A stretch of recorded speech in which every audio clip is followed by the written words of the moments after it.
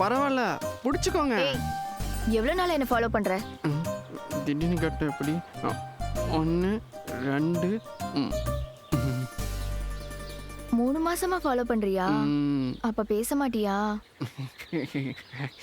சரி நீ கூச்சப்படுற,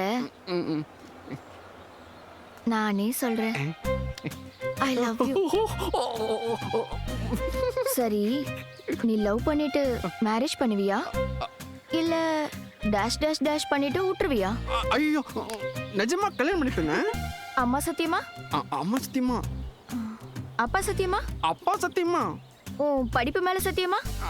படிப்பா அது மேல சத்தியமா. உங்க ஃப்ரெண்ட் மேல சத்தியமா. ஏய் அவர்கிட்ட காசு வாங்கி ஒரு பவுன் தாலி வாங்கிட்டு வா. காசா?